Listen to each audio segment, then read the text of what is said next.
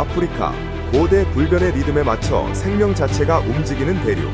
하지만 이 무대는 거인들, 즉 존경과 두려움을 동시에 받는 빅5라고 불리는 라이벌 형제단에 의해 지배됩니다.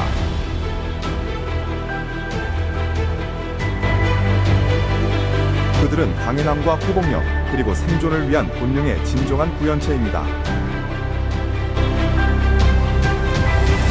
각자는 그 자체로 전사이며 때로는 보이지 않는 힘이고 때로는 격렬한 폭풍입니다. 끈기 있는 스토커부터 정면 돌격까지 약자에게는 자비란 없습니다. 이곳에서는 어떤 만남이든 마지막이 될 수 있습니다. 그들은 단순한 상징 그 이상입니다. 그들은 이 땅을 조각하는 조각가입니다. 그들의 흔적은 길을 새기고 그들의 울음소리는 고요를 정의합니다. 일어나라. 그들은 그들이 지배하는 바로 그 땅에 새겨진 전설이며 타협없는 이 세상에서 누가 진정으로 최고를 지배하는가.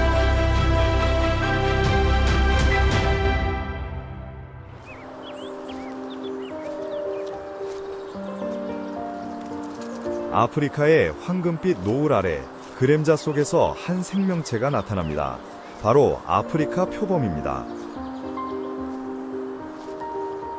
그들은 아프리카에서 가장 큰 고양이과 동물은 아니지만 강인함과 민첩성의 강력한 조합으로 주변 모든 생명체의 존경을 받습니다.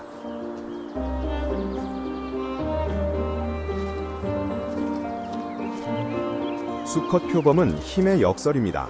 2m가 넘는 근육질의 몸을 가졌지만 사람의 체중을 넘는 경우는 거의 없습니다. 순수한 덩치가 아닌 파괴적인 효율성을 위해 만들어진 생명체입니다.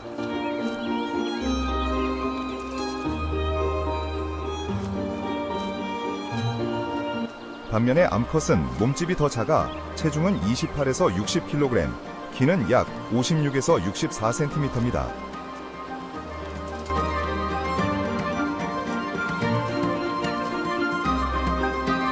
이러한 차이는 부분성 또는 성적 이형성으로 알려진 특성을 반영하며 각 성별이 특정한 생존 역할을 강화하도록 발달하는 진화 과정입니다. 숲의 덮개를 통해 빛이 스며들 때 표범의 황금빛 털은 상징적인 검은색 로제트 무늬로 장식됩니다. 연구에 따르면 이 무늬는 단순히 위장을 위한 것이 아닙니다. 이 무늬는 또한 이 종이 아프리카 전역의 특정 서식지에 어떻게 적응했는지를 보여줍니다. 열대우림의 표범은 그림자에 섞이기 위해 더 작고 빽빽한 반점을 가지는 경향이 있으며 초원의 표범은 더 큰 무늬를 가집니다. 그들의 전체 몸 구조는 생물학의 걸작으로 작고 단단하면서도 근육질의 어깨와 다리를 가진 엄청나게 강력한 몸을 자랑합니다.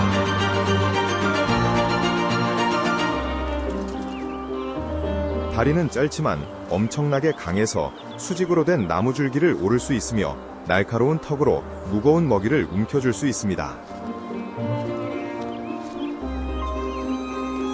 표범은 종종 자신의 몸무게의 2배에 달하는 영양을 나무 위로 끌어올리는 모습이 목격됩니다. 이는 허세가 아닌 생존 전략입니다. 더욱 놀라운 것은 그들의 엄청난 적응력입니다. 중앙아프리카의 정글부터 케냐의 4,800m가 넘는 높은 바위산까지 이 종은 사하라 이남 대부분 지역에서 발견될 수 있습니다. 이러한 다양한 혹독한 환경에서 번성할 수 있는 능력은 아프리카 표범을 지구상에서 가장 널리 분포하는 대형 고양이과 동물 중 하나로 만듭니다.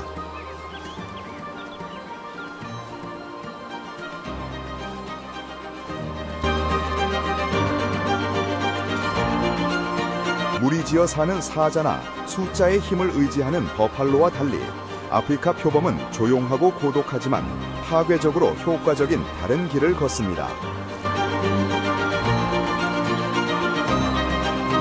그 고독은 필요에 의한 것이 아닙니다. 그것은 그들의 본성입니다. 표범은 무리지어 살지 않습니다. 각 개체는 자신의 영역을 차지합니다.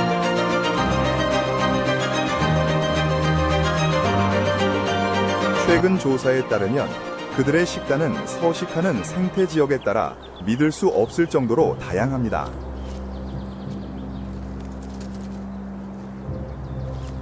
영양이나 멧돼지가 풍부한 지역에서는 그 동물들이 주요 먹이가 되지만 그들은 한 종 이상을 사냥하기도 합니다. 원숭이, 파충류, 새, 물고기, 그리고 곤충까지요. 하지만 그들의 사냥 능력을 진정으로 정의하는 것은 무엇을 사냥하는지가 아니라 어떻게 사냥하는지입니다.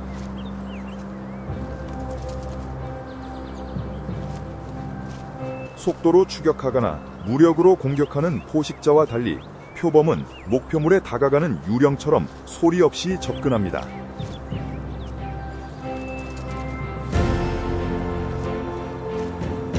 그들은 정밀한 도약을 감행하기 전에 약 5m 거리까지 접근합니다.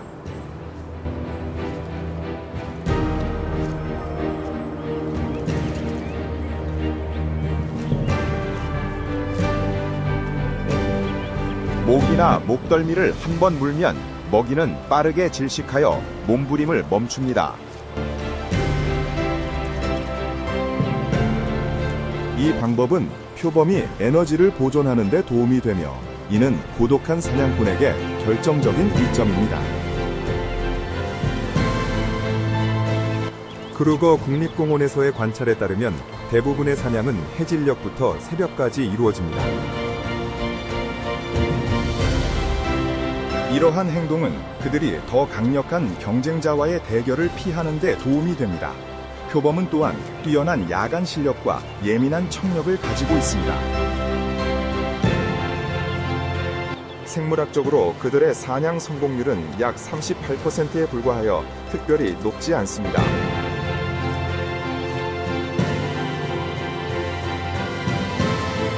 그들이 항상 이기는 것은 아니지만 언제 공격하고 언제 물러나야 할지 압니다.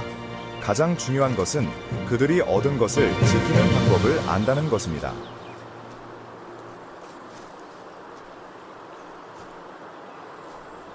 아프리카의 야생에서 표범과 사자는 동맹이 아닙니다. 그들은 타고난 경쟁자입니다. 사비샌드에서의 연구에 따르면 사자는 주로 먹이를 훔치거나 새끼를 노림으로써 성체 표범 사망의 최대 22%를 차지합니다.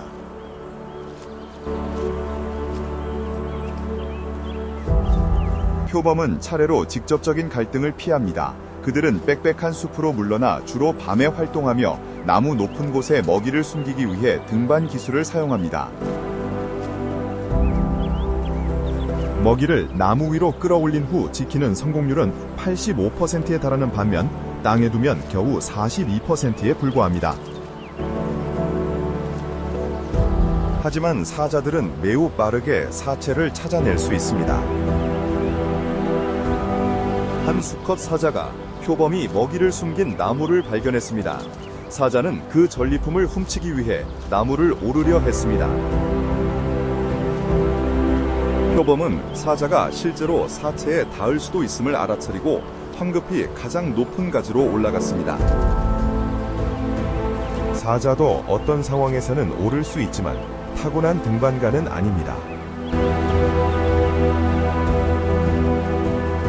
표범은 낮은 으르렁거림을 내고 재빨리 먹이를 더 높은 곳으로 끌어올리며 위에서 조심스럽게 지켜갔습니다. 잠시 동안 사바나의 왕은 좌절한 씨름꾼이 되어 수직의 세계 앞에서는 그의 힘이 무용지물이 됩니다. 힘이 아닌 물리적인 한계에 패배한 그는 그림자 속으로 물러나고 그의 왕다운 위엄은 잠시 손상됩니다. 흥미롭게도 사자의 이점은 부리의 힘에만 있는 것이 아닙니다. 크기 또한 중요합니다. 갓 태어난 사자 새끼는 표범 새끼보다 거의 2배나 더 무겁습니다. 그들은 또한 여러 암사자들에 의해 함께 양육됩니다. 하지만 어미 표범은 혼자입니다. 그렇기 때문에 새끼를 보호할 때 암표범은 맹렬한 전사가 됩니다.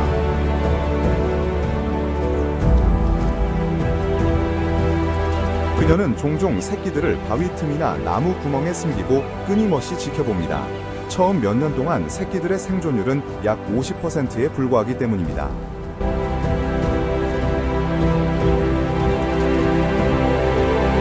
사자들은 배고픔 때문이 아니라 미래의 경쟁을 제한하기 위한 전략으로 표범 새끼를 사냥합니다.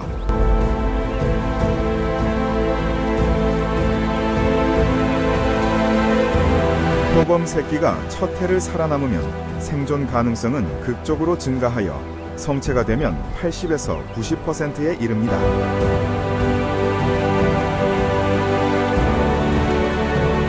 그러나 성체가 되면 새로운 도전, 즉 영역 중첩에 직면합니다. 사자가 자신의 영역에서 표범을 발견하면 거의 확실하게 추격전이 벌어집니다. 사자가 가장 먼저 그것을 깨달을 것입니다. 그리고 표범은 종종 압도당하지만 결코 사라지지 않았습니다. 표범은 적응, 인내, 그리고 전략을 통해 생존합니다.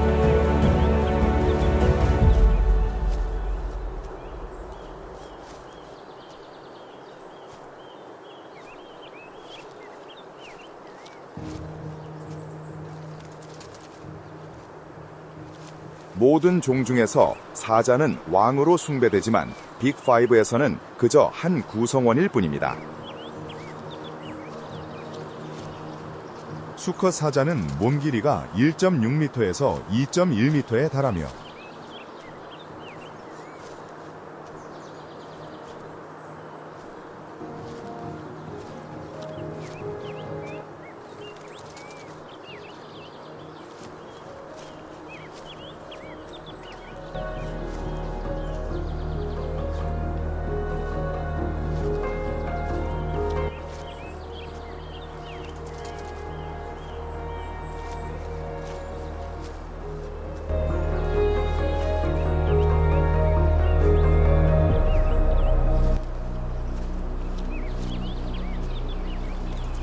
이곳은 우리의 영역이다 라는 자랑스러운 선언입니다. 하지만 그 포효는 단순한 경고 이상입니다. 그것은 또한 무리 구성원들을 안전하게 집으로 이끄는 유대의 외침이기도 합니다.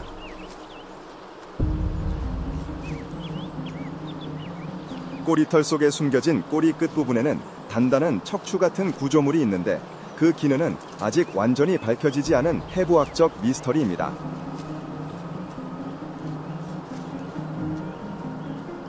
과거에는 사자들이 아프리카, 아시아, 동남유럽 전역을 배회했지만 오늘날 남아있는 아프리카 사자는 약 2만에서 2만 5천 마리에 불과합니다. 그들의 이상적인 서식지는 광대한 사바나와 초원이며 아카시아 나무들이 누, 아프리카 물소, 그리고 다양한 영양종들의 보금자리입니다. 다른 어떤 대형 고양잇과 동물과 달리 사자는 프라이드, 무리라고 불리는 그룹에서 사회적으로 생활하며 이는 고양잇과 세계에서 독특한 사회 구조입니다. 각 프라이드는 보통 1에서 7마리의 성체 수컷으로 구성되며 이들은 종종 형제이거나 연합을 형성한 개체들입니다.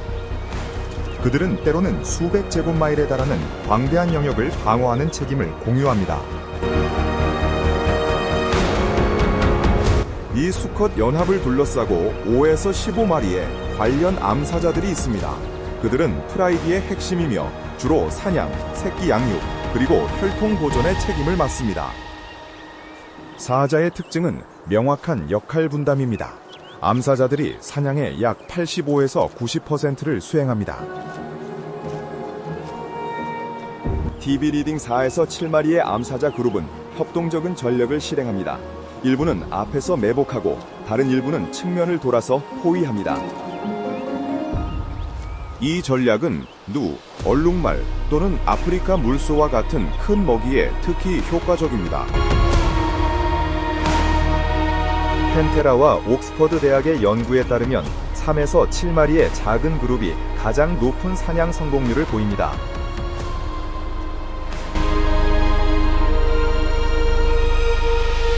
통계는 또한 강한 사회적 유대감을 가진 암사자들이 고독한 암사자들보다 30% 더 오래 살 가능성이 높다는 것을 보여줍니다. 한편 수컷 사자들은 사냥에는 덜 참여하지만 영역 통제와 번식에 있어 중요한 역할을 합니다. 새로운 연합이 프라이드를 장악하면 유아 살해가 발생할 수 있습니다. 그들은 이전 수컷들의 젖을 떼지 않은 새끼들을 제거합니다. 이러한 행동은 잔인하게 보일지라도 자신의 유전자 확산을 극대화하기 위한 생물학적 전략을 반영합니다.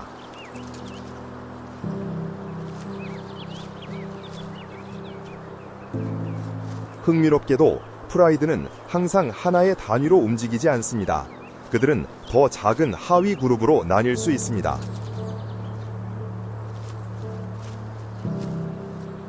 이러한 모델은 분열 융합 사회라고 알려져 있으며 사자들이 환경 변화에 더 효과적으로 적응할 수 있도록 하는 유연한 사회 구조입니다.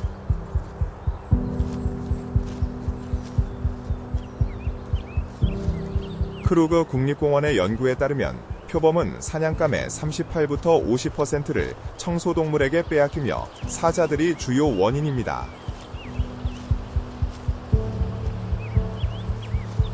표범은 종종 사자의 흔적 있는 지역을 피하고 직접적인 대결을 피하기 위해 높은 나무와 절벽을 이용합니다.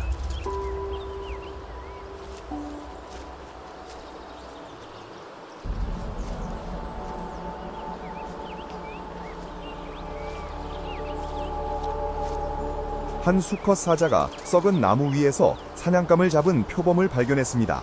표범은 아직 사냥감을 더 높은 가지로 옮기지 못했습니다.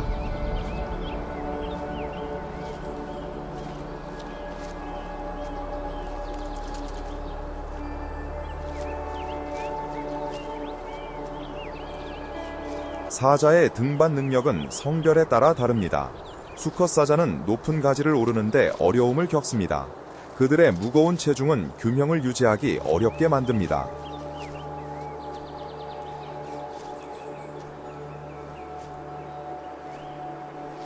그들의 갈기는 무거울 뿐만 아니라 거추장스러워서 시야를 가리고 낮은 가지에 쉽게 엉킵니다.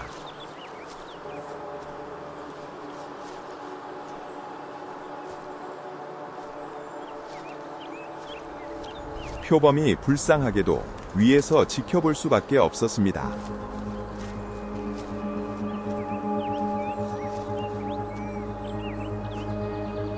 사자는 더 높이 오를 수는 없었지만 표범이 남긴 사냥감의 일부를 원하는 대로 찾았습니다.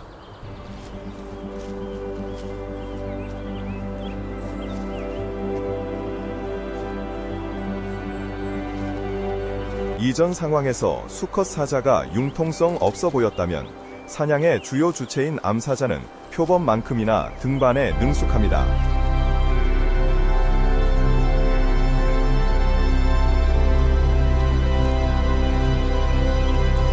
한 표범이 어린 임팔라를 성공적으로 사냥하여 늘 그렇듯이 높은 나무 위로 옮겼습니다. 하지만 두 마리의 암사자가 그것을 발견하고 빠르게 올라왔습니다. 아마 이 나무는 그들 무리의 영역 안에 있었을 것입니다. 대치 상황이 벌어졌습니다. 아마도 암사자는 단순히 먹이를 훔치러 온 것이 아니었을 것입니다. 그녀는 또한 표범에게 이곳이 표범의 자리가 아님을 알리는 메시지를 보내고 있었습니다. 몇 번 접근을 시도한 후 암사자는 표범을 내버려 두고 내려오기로 결정했고 좌절감에 으르렁거렸습니다. 하지만 사자에게 먹이를 빼앗기는 것이 표범에게는 무리 전체에 둘러싸이는 것보다 여전히 낫습니다.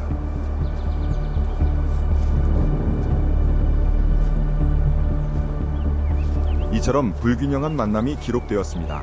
12마리의 사자가 한 마리의 수컷 표범에 맞섰습니다.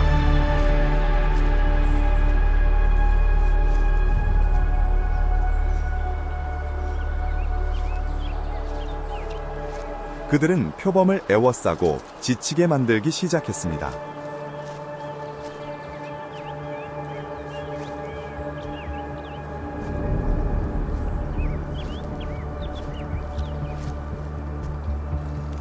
표범의 가장 맹렬한 반격은 등 위로 누워 날카로운 발톱으로 자신을 물려고 하는 사자를 핥히는 것이었습니다.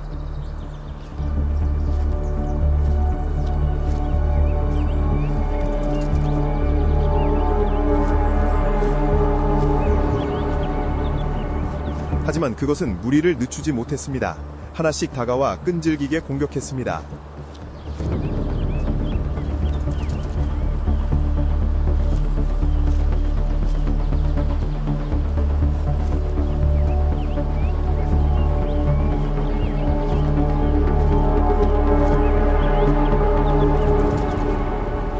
피할 수 없이 고독한 전사의 힘은 약해지기 시작합니다. 포위망은 좁혀지고 무리의 무게 아래에서 조용한 은신 생활은 집단적 지배의 포효에 의해 꺼집니다.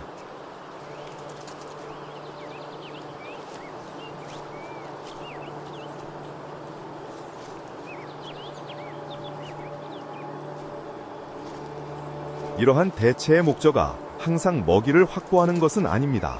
한 가지 설명은 경쟁자를 제거하거나 영역에 대한 통제권을 주장하는 것입니다.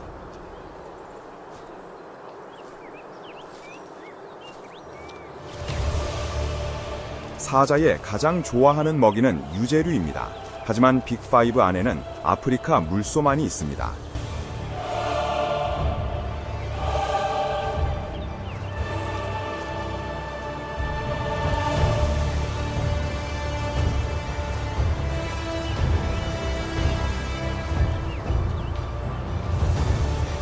사자 한 마리로는 아프리카 물소를 혼자 쓰러뜨릴 수 없습니다. 적어도 한 명의 동맹이 필요합니다.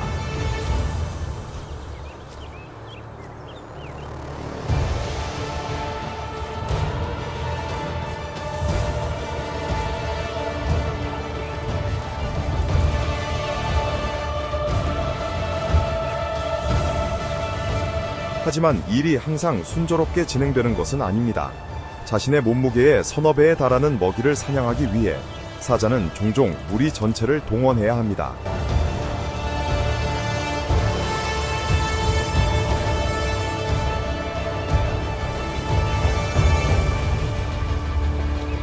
암사자들은 사방에서 먹이를 에워쌌고 물소가 돌진할 때마다 항상 피했습니다.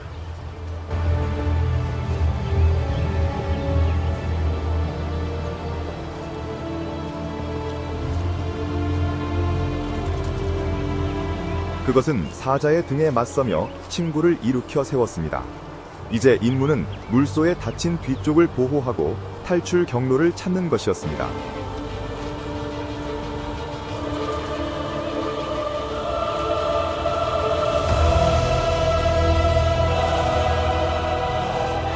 한 암사자가 그 등 위로 뛰어올라 물고 늘어졌고, 이는 거의 10마리의 다른 사자들이 달려들 길을 열었습니다. 물소는 필사적으로 울부짖었습니다.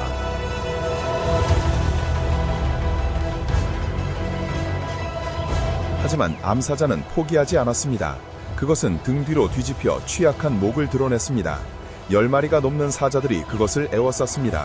하지만 그들은 갑자기 멈추고 흩어졌습니다.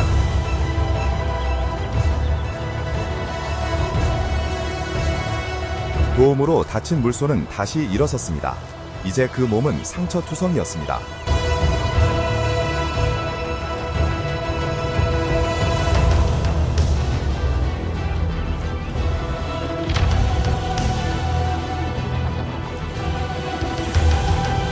방해는 무리의 결의를 다시 불태웠습니다. 그들은 물소가 마침내 완전히 쓰러질 때까지 다리와 등을 물어뜯었습니다. 그제야 무리는 식사를 차지했습니다.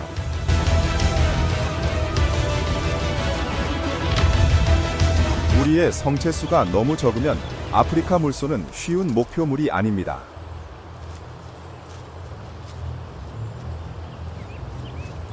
한 연구에 따르면 암사자의 심장은 체중의 0.57%에 불과하며 수컷의 0.45%에 비해 높습니다. 목을 잡지 못하면 물소를 쓰러뜨리기가 매우 어렵습니다.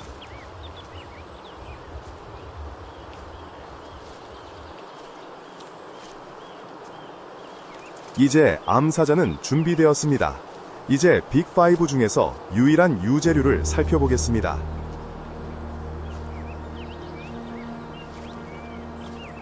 찬란한 사바나의 태양 아래 자연스러운 위험을 발산하는 생명체가 있습니다.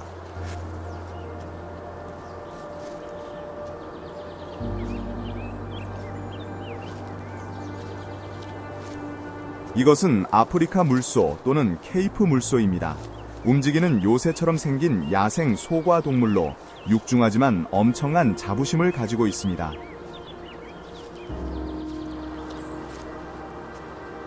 자연에서 그들은 포식자가 아니지만 사자조차도 2번 생각하게 만들 힘을 가지고 있습니다.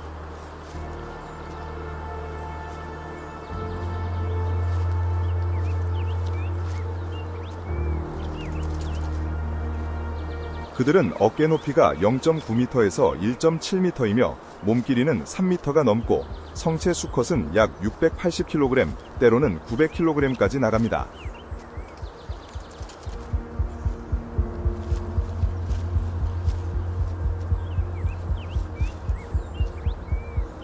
암컷은 더 가벼워 보통 400에서 590kg입니다. 이러한 육중한 몸을 보면 그들의 검은 가죽 아래에서 꿈틀거리는 강력한 근육을 한눈에 알 수 있습니다.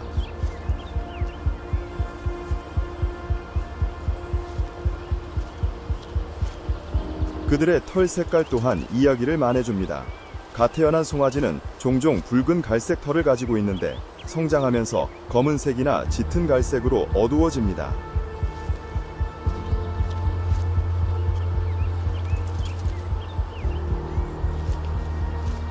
물소의 머리는 거의 항상 숙여져 있는데 단순히 풀을 뜯기 위함이 아니라 끊임없이 경계하는 상태를 의미합니다.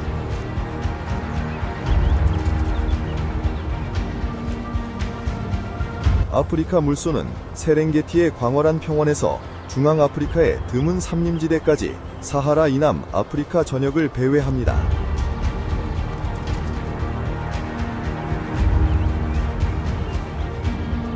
그들은 물에서 멀리 떨어져서는 생존할 수 없으며 체온과 신진대사를 조절하기 위해 매일 물을 마셔야 합니다.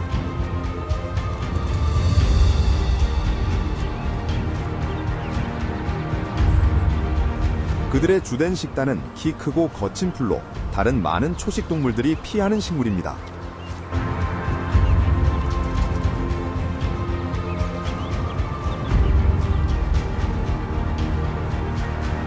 (680kg의) 물소는 하루에 약 15kg의 풀을 먹습니다. 이러한 섭취는 개체를 유지할 뿐만 아니라 지역 식생을 관리하는 데도 도움이 됩니다.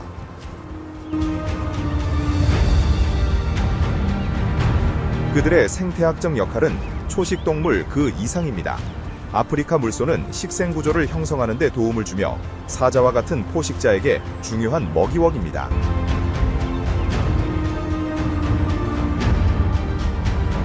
많은 다른 초식 동물들은 적들로부터 이 살아있는 방패의 이점을 활용하기 위해 물소 무리 근처에 머물기를 선택합니다. 검은 죽음, 이것이 현지인들과 노련한 탐험가들이 아프리카 물소를 부르는 이름입니다.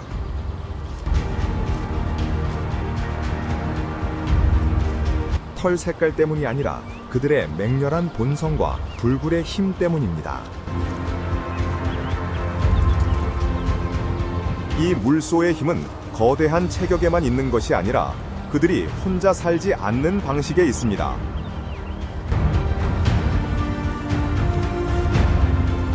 그들은 무리 정신, 규율, 그리고 깨지지 않는 유대의 상징입니다. 아프리카 물소 무리는 수십 마리에서 1000마리 이상까지 다양하며 가족 단위로 구성되어 있습니다. 무리 구조 내에서 수컷은 독특한 역할을 합니다. 4에서 7세의 어린 수컷이나 12세가 넘는 수컷들은 종종 총각 무리를 형성합니다. 이러한 명확한 분리는 내부 갈등을 최소화하고 경험 많은 암컷의 지도 아래 무리가 효과적으로 기능하도록 돕습니다. 그들의 싸움 능력 외에도 아프리카 물소 무리가 무작정 움직이지 않는다는 점은 놀랍습니다. 그들의 방향은 종종 자연스러운 투표 방식으로 결정되며 성체 암컷들이 특정한 몸짓을 통해 합의를 표현합니다.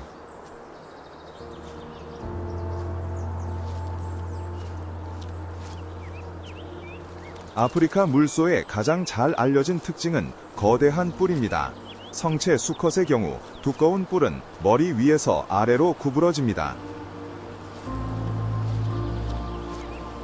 뿌리 부분에서는 뿔이 5cm 이상의 두께로 뼈로 된 방패, 즉 보스라고 불리는 자연 헬멧으로 합쳐집니다. 뿔 끝 사이의 거리는 0.9m를 넘을 수 있으며 드물게는 1.5m 이상에 달하기도 합니다. 그리고 그 뿔은 환한 무리에 감히 접근하는 사자를 내던질 수 있습니다. 검은 죽음의 일반적인 무리는 50마리에서 500마리 사이입니다. 이 숫자는 자연히 사자 프라이드의 수를 능가합니다.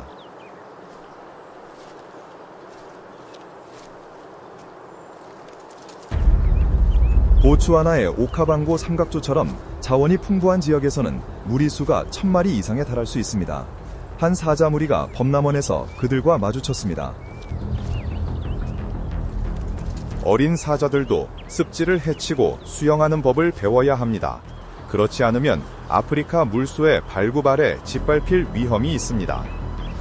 한편 물소 송아지는 종종 사자들의 표적이 됩니다. 어미 물소는 송아지를 보호하면서 동시에 무리의 수컷들에게 도움을 요청해야 합니다. 위협을 받을 때 특히 송아지가 위험에 처하면 무리는 주저없이 반격합니다.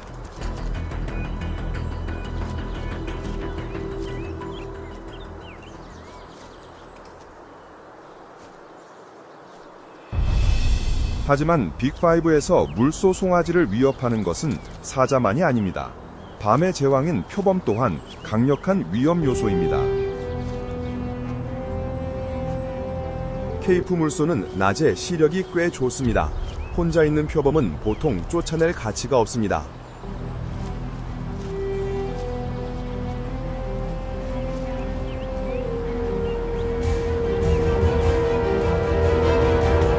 하지만 밤이 되면 그들의 시력은 크게 저하됩니다.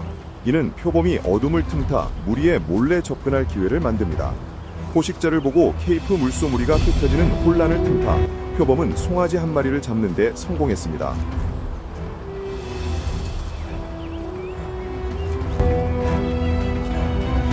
낮에는 표범이 물소 무리와 마주치더라도 멈출 생각조차 하지 않을 것입니다. 무리가 추격하면 표범은 물소가 닿을 수 없는 높이로 올라갈 수 있습니다. 그런 다음 무리의 부주의한 순간을 기다렸다가 도망칩니다. 아프리카 물소에게 검은 죽음이라는 별명을 부여한 것은 그들의 사회 구조가 아니라 위험에 대한 반응입니다. 그들은 공격적인 기질, 예측 불가능한 행동, 그리고 극도로 강력한 방어 본능으로 알려져 있습니다.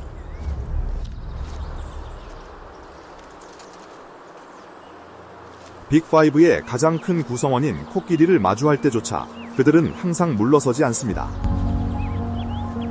아프리카 부시 코끼리와 케이프 물소는 물과 풀이 풍부한 지역에서 종종 함께 발견됩니다.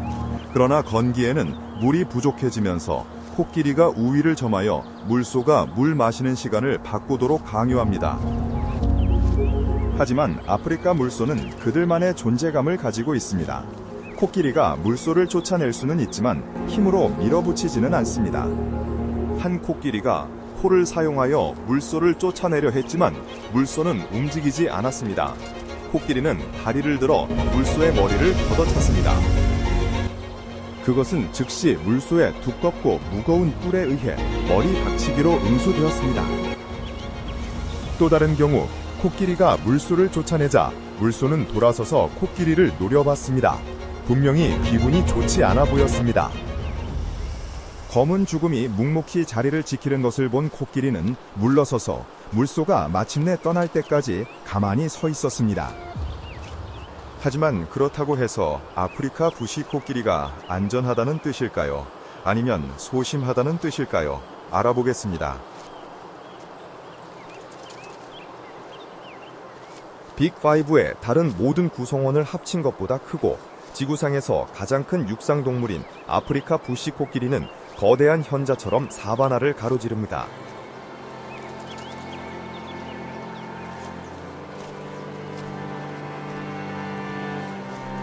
성체 수컷은 키가 최대 4m에 달하고 무게는 10톤이 넘는데 이는 완전히 적재된 육륜 트럭과 맞먹습니다.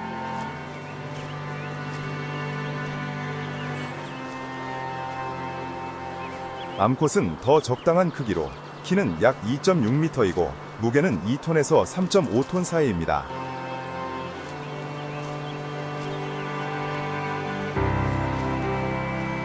그들의 몸에서 가장 눈에 띄는 특징은 코인데 진정한 생물학적 경이로움입니다.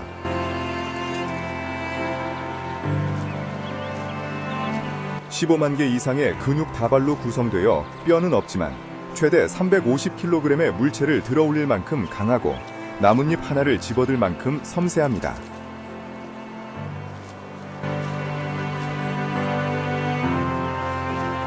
코는 또한 필수적인 생존 도구입니다. 건조한 날씨에 한 번 들이마시는 것만으로 거의 15리터의 물을 빨아들일 수 있습니다.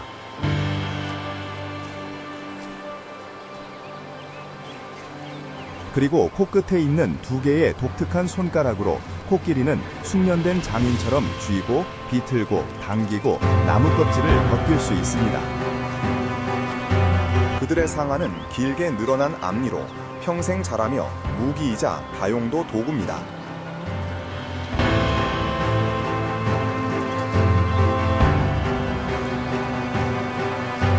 길이가 3.3m 이상에 달하고 매년 거의 18cm씩 자라는 이 상아는 물을 찾기 위해 땅을 파고 나무 껍질을 벗기고 나이와 지위를 나타내는 데 사용됩니다. 그들의 귀는 정교한 생물학적 설계의 또 다른 예입니다. 크고 아프리카 지도처럼 생겼을 뿐만 아니라 체온을 조절하는 데 도움이 되는 혈관으로 가득 차 있습니다.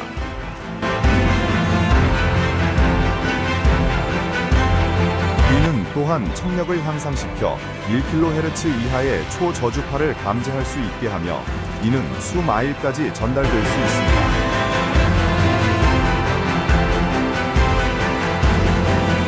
약 2.5cm 두께의 깊게 주름진 회색 피부는 수분을 유지하는 데 도움이 되며 뜨거운 태양과 곤충으로부터 그들을 보호하는 자연적인 매트 역할을 합니다.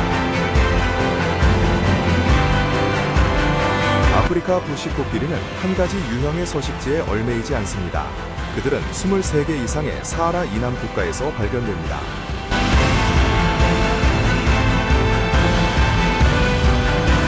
나미부 사막과 같은 건조한 지역에서 그들은 물을 찾기 위해 하룻밤에 190km 이상을 이동할 수 있으며 물 없이 최대 4일까지 생존할 수 있습니다. 그들은 숲을 솎아내고 길을 만들면서 방목함으로써 생태계의 필수적인 부분이며 코끼리는 경관을 형성합니다.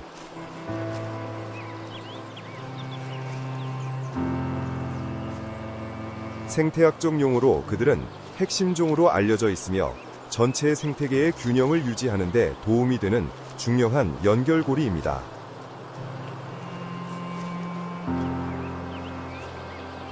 아프리카 부시코끼리의 삶을 더 깊이 들여다보면 우리를 놀라게 하는 것은 단지 거대한 크기만이 아닙니다. 그것은 그들의 놀라운 지능과 소세기 똥에 보존해온 복잡한 모계 사회 구조입니다.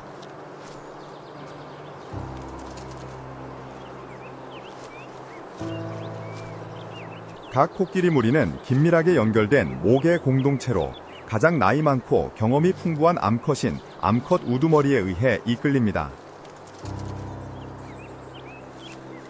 그녀의 기억 속에는 계절에 따른 이동 경로, 숨겨진 물웅덩이, 비옥한 땅들이 살아있는 지도처럼 보존되어 있습니다. 무리의 다른 암컷들, 보통 그녀의 딸과 손녀들은 안정적인 사회 단위를 형성하여 함께 새끼들을 양육하고 보호하며 가르칩니다.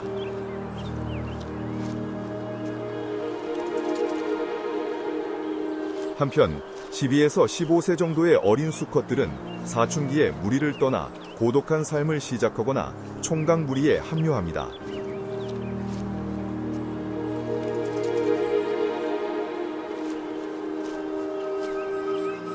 이러한 지적이고 감정적인 행동의 중심에는 5kg이 넘는 거대한 뇌가 있는데 이는 어떤 육상 동물보다도 큰 뇌입니다.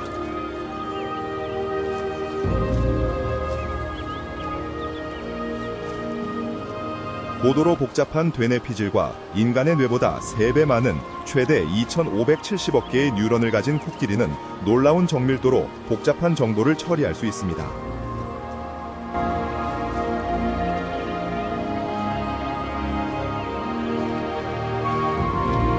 해마와 측두엽과 같은 기억과 감정 관련 뇌 영역은 특히 잘 발달되어 있어 그들의 뛰어난 공간 기억력의 토대를 이룹니다.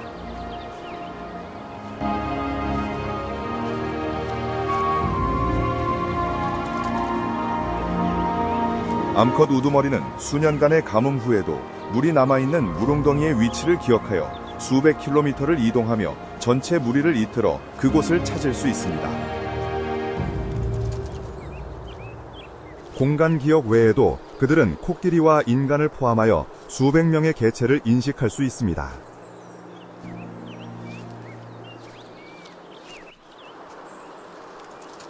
사람에게 학대받은 코끼리는 그 얼굴을 수십 년 동안 기억하고 다시 만나면 그에 따라 반응할 수 있습니다.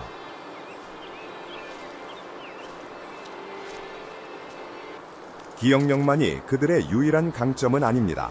그들은 문제 해결 능력을 보여주었는데 이는 본능을 넘어서는 사고의 분명한 증거입니다.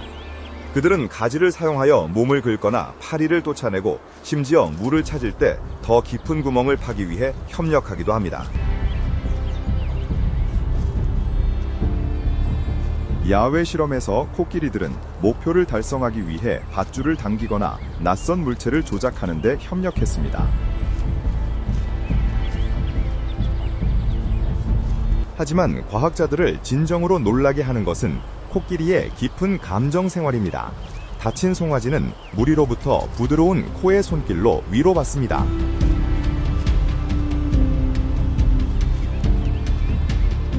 무리 구성원 중 한 마리가 죽으면 다른 코끼리들은 조용히 시체 주위에 모여 코로 뼈와 상아를 어루만지며 마치 마지막 작별 인사를 하는 듯합니다.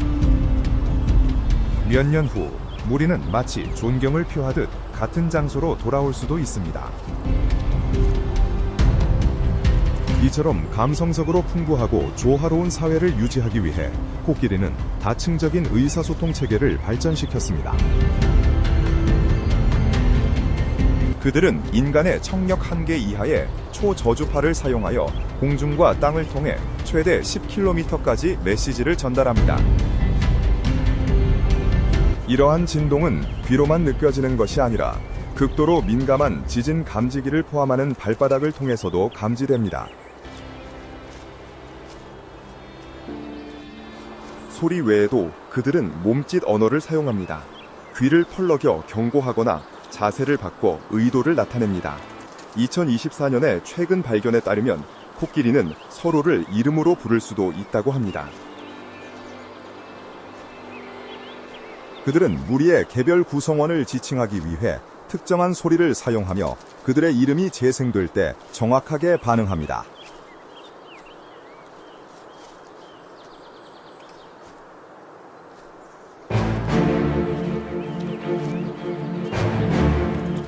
빅5 내에서 사자는 아프리카 코끼리의 가장 큰 적대자일 수 있습니다.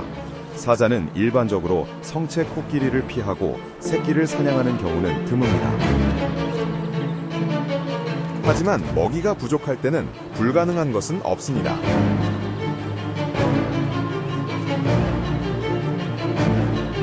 코끼리는 포유류 중에서 가장 길고 복잡한 임신기간을 가집니다. 아프리카 코끼리의 임신기간은 약 22개월입니다.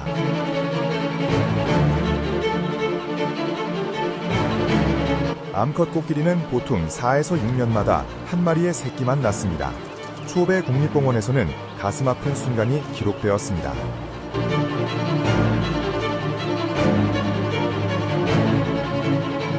어미 코끼리가 쌍둥이 새끼들과 함께 물을 찾아 나섰습니다. 보존단체에 따르면 코끼리 출산의 약 1%만이 쌍둥이입니다.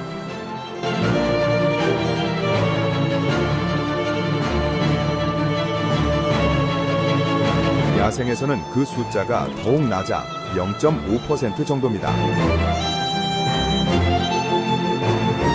사자 무리가 여러 방향에서 매복하여 그들을 에워쌌습니다. 그들은 배가 고팠습니다.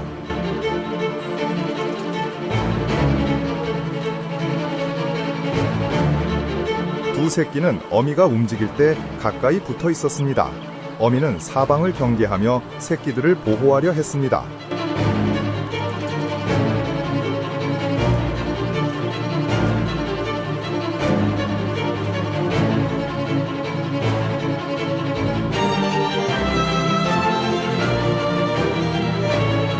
어미는 붙잡힌 새끼를 미친 듯이 찾았지만 무리의 나머지 사자들은 남아있는 다른 새끼를 공격했습니다. 가슴 아픈 순간 어미는 남아있는 한 마리를 구하기 위해 결정을 내려야 했습니다. 둘 다 잃을 수는 없었기 때문입니다. 하지만 사자는 단독으로 있는 아프리카 코끼리에게만 도전할 수 있을 뿐 전체 무리에게는 불가능합니다. 믿을 수 없을 정도로 긴장감 넘치는 대치가 기록되었습니다.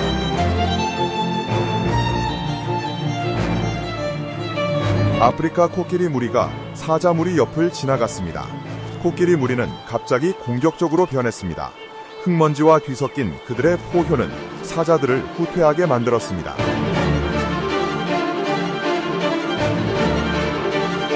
강둑에 다다르자 코끼리 무리는 10마리의 사자들이 물소를 잡아먹고 있는 것을 발견했습니다. 쓰러진 동물을 향한 공감에서든 아니면 어떤 깊은 본능에서든 무리는 빠르게 그쪽으로 이동하기 시작했습니다. 사자들은 경고의 으르렁거림으로 반응했지만 암컷 우두머리는 돌진하여 무리를 흩어놓고 생명 없는 물소를 들어 올렸습니다. 너무 늦었습니다. 이를 깨달은 암컷 우두머리는 복잡하고 고통스러운 시선을 뒤로하며 무리를 이끌고 떠났습니다.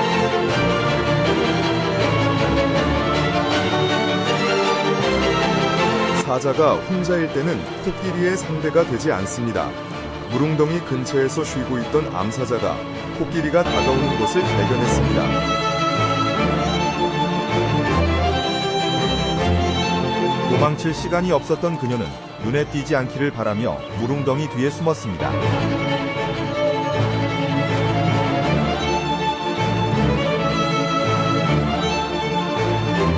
코끼리는 물을 마시면서 그녀를 보았을 가능성이 높지만 침착했습니다. 그러다 코로 물을 뿌려 암사자를 놀라게 하여 황급히 물러나게 했습니다.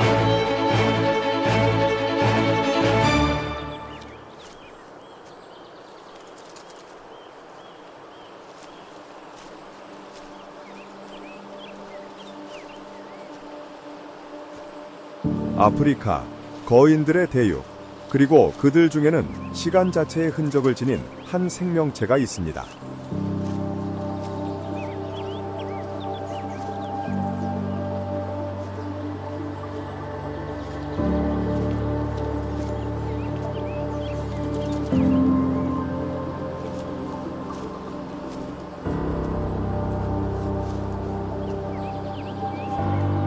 이것은 코뿔소입니다. 흰 코뿔소와 검은 코뿔소 두 개의 뚜렷한 종이 이 땅을 공유합니다.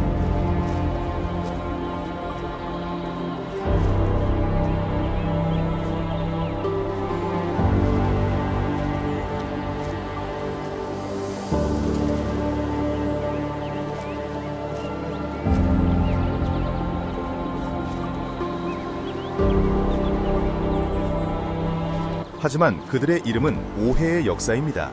사실 둘 다 돌처럼 회색입니다.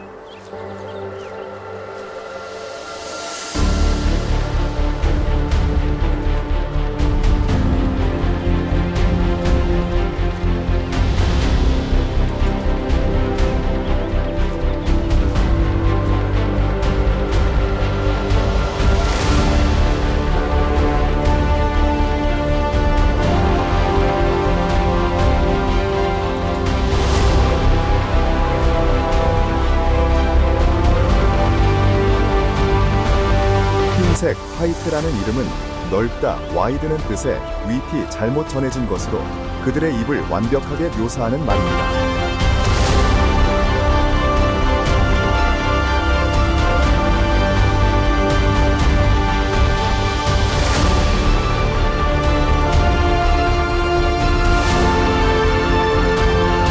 흰 코뿔소의 넓고 네모난 입술은 사바나의 짧은 풀을 뜯어먹는 데 특화된 도구입니다.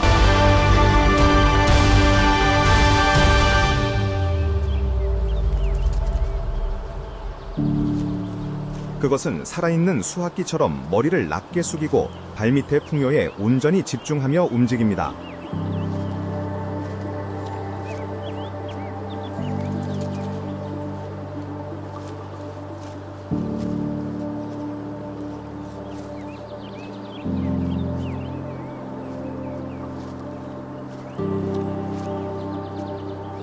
그들은 종종 작은 무리를 지어 사는데 광활한 초원에서 단순하지만 효과적인 사회 구조입니다.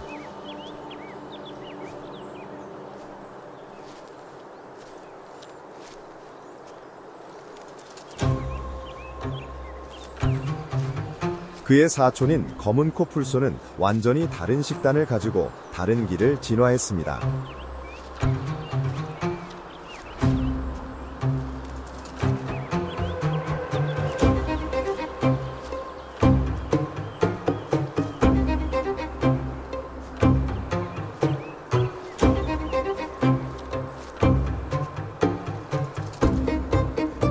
더 작지만 평균 1000kg에서 1500kg 사이의 무게를 가지며 독특한 도구를 가지고 있습니다.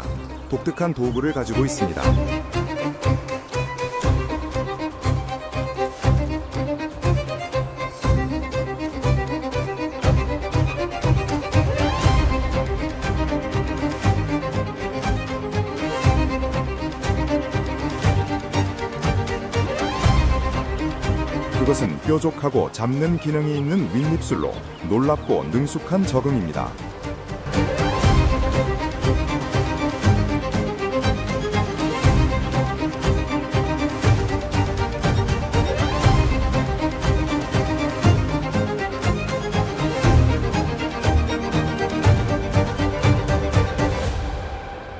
이 입술은 민첩한 손가락처럼 섬세하게 잎과 새싹을 벗겨냅니다.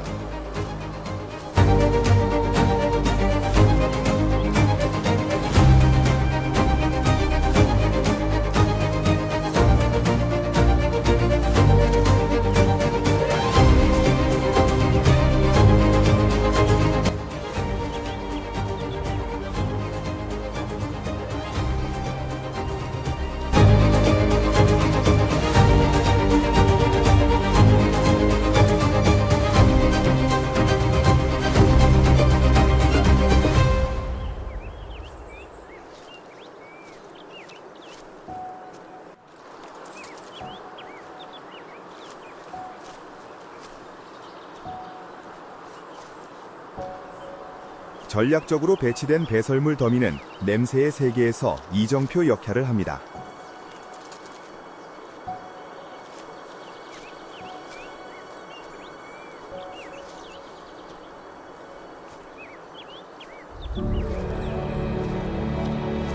소변 또한 나이, 성별, 심지어 번식 준비 상태에 대한 정보를 담은 특징적인 표식입니다.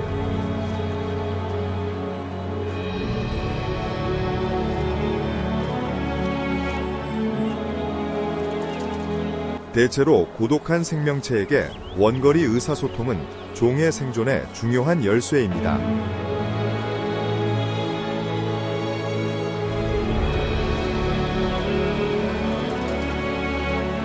매일은 태양과 본능의 요구에 따라 고대의 리듬을 따릅니다.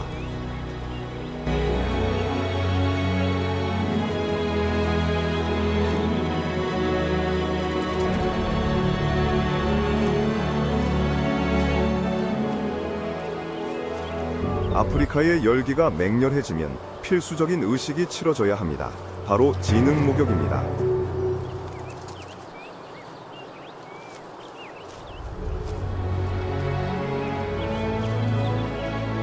그들은 귀중한 무릉덩이를 타자 두꺼운 진흙청으로 몸을 뒤덮어 더위를 식힙니다.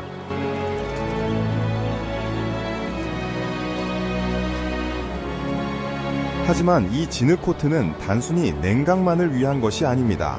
그것은 또한 곤충과 태양으로부터의 방패이기도 합니다.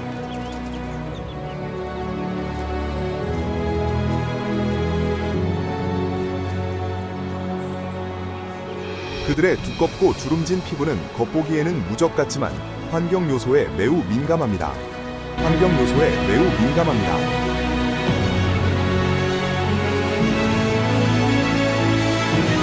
마르면 진흙은 다가올 긴 하루를 위한 완벽한 두 번째 갑옷을 형성합니다.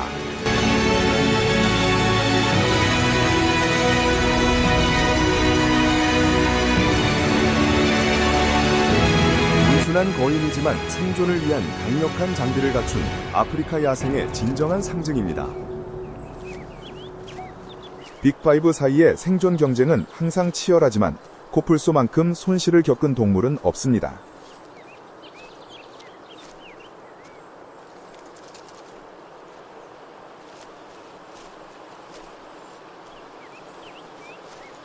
그들은 심각한 멸종 위기에 처한 것으로 분류되며 2023년 말 기준으로 28,000마리 미만이 남아 있습니다.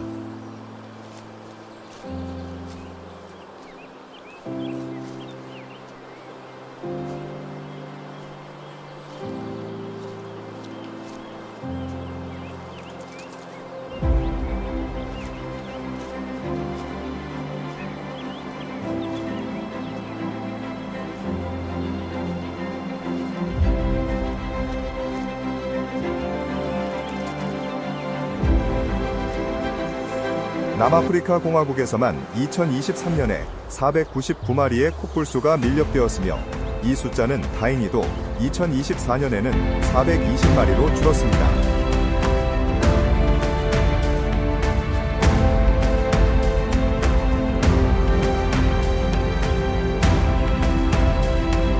코끼리 또한 상하 밀거래로 인해 매년 10,000에서 15,000마리가 희생되는 것으로 추정됩니다.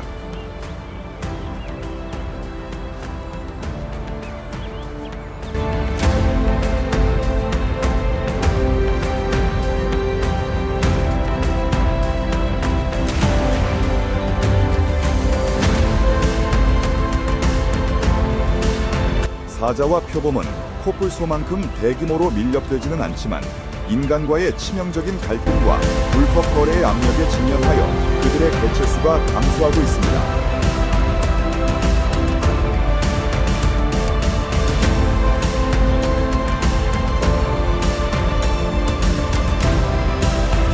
하지만 2024년은 전환점이 되었습니다.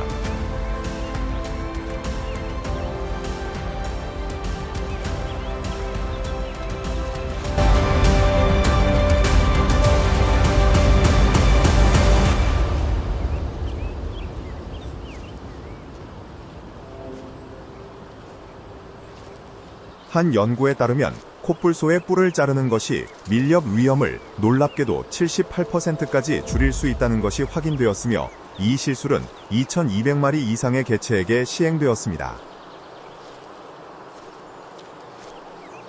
자쿠마 국립공원에서는 감시 기술 덕분에 2016년 이후 단 한 마리의 코끼리도 밀렵되지 않았습니다.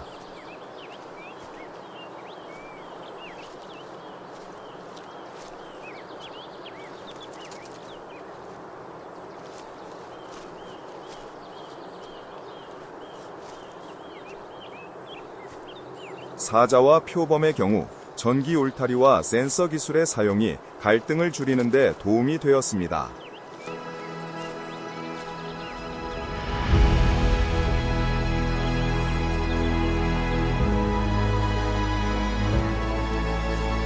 케이프 물소도 전담 질병 모니터링을 통해 더 잘 보호받고 있습니다.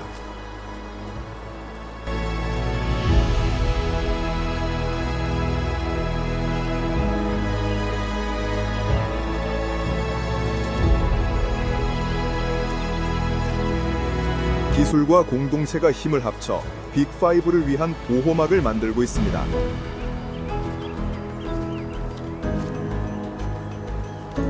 모든 작은 행동이 훨씬 더 큰 전체에 기여합니다. 그들을 보호하는 것은 우리의 공유된 행성을 보호하는 것입니다.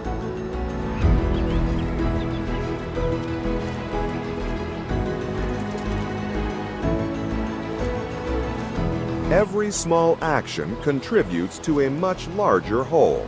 To protect them is to protect our shared planet.